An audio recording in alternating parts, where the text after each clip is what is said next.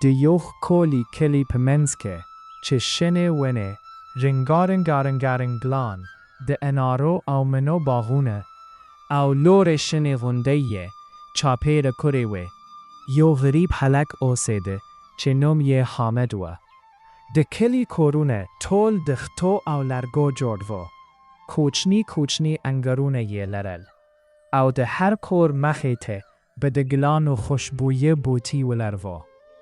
د سهار للمرر سره به د مرغان و آوازونه د تول کلی فضاخ کلی کواله حامد د خپل زار پلار او ناروغه مور سره په یوه کوچنی کچه کور کې ژوند کوه د دوی کور د یوې وړې ویالې ترڅنګ و چې شفافه اوبه به پکې بهدله د کور شاته یې د شفتالو سو ونې ولاړې وای خو د غربت له امله یې ژوند ډېر سخت و حامد هر سهار وختي پاڅېده د کلي باغونو ته به ولاړ او د خلکو لپاره به یې کار کوه کله به یې د منو باغ پاکوه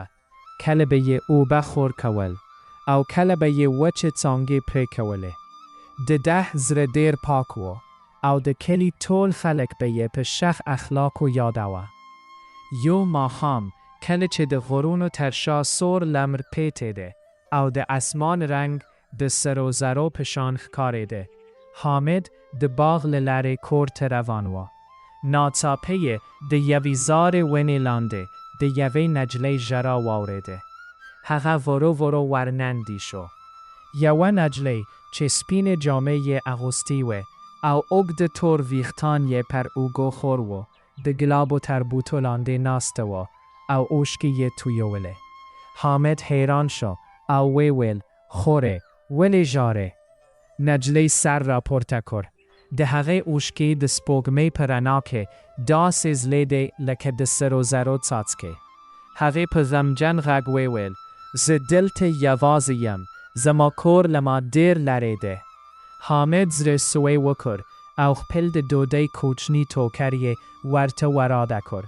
دا وخوره بیا به دې کور ته ورسم نجلۍ موسکی شوه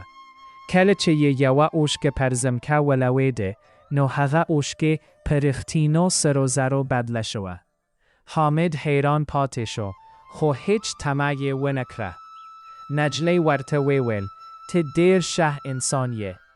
ډېرو خلکو زما د اوښکو لپاره حرص کړی خو تا زما غم ته کام وکړ هغې د لاس اشاره وکړه او ناڅاپه د وچو بوټو پر ځای رنګارنګ ګلان راټوکېدل د باغ فضا له خوشبویۍ ډکه شوه او د شنو ونو پاڼې د باد سره ورو ښورېدې حامد نجلۍ خپل کور ته بوتله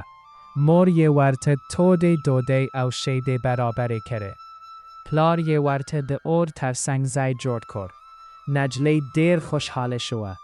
ځکه هغې له ډېرو کلونو وروسته د مینې احساس کوه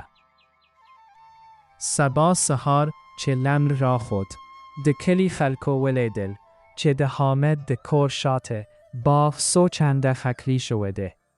د شفتالو ونې له میوو ډکې وې د ګلابو رنګونه تازه شوی و او د ویالې اوبه داسې ځلېدې لکه هنداره خلک حیران شول خو په کلي کې یو شتمن سړی هم اوسېده چې نوم یې کریم خان و هغه ډېر لالچي او مغرور و کله چې یې د سرو زرو د اوښکو کیسه واورېده نو زړه یې د حرص نه ډک شو هغه شپه کریم خان پت د زارې ونې خواته ولاړ هلته یې هغه نجلۍ بیا ولیده هغې بیا ژړل خو دا ځل کریم خان په زور وویل ژاره ډېرې اوښکې تویې کړه چې زه شتمن شم نجلۍ په غمجن نظر ورته وکتل سرو زرو ته د انسان زړه نشي اخیستلی خو کریم خان پر هغې غوسه شو ناڅاپه تیز باد شروع شوه اسمان تور شوه او د باغ ونې په زور خوځېدې د نجلۍ اوښکې دا ځل په سرو زرو بدل نشوی بلکې په تیغو واوښته او د کریم خان پر شتمنۍ ورېدلې د هغه لوی کور مات شو باغونه یې وچ شول او ټول خلک ترې لرې شول کریم خان پشیمان شو خو ناخته و بل لورته حامد لا هم پسپل کوچنی کور که دمینه او کناعت جوند کوه. هذا هیچ کلا د سرو زرو غختنه نکره. نجله یوورز هغه تویول. ستا د پاک زری لعمله دا کلی به تلشن او آبادوه. لحقه ورزه ورسته د کلی باغونه لا خکلی شل. د انارو انزرو منو او شفتالو ونه به هر کال دیر میوه نیوله. د هرونو للمنو به یخ باد راتله او د گلانو خوشبویه به پتول کلی که خپرده. خلکو به ویول اصلی خزانه د انسان حزریده نسر و زرو. او حامد به هر ماهام د ویال غارت ناستو د شنو غرون و خکلات به یک کتل او د جوان شکر به یک ادا کوه.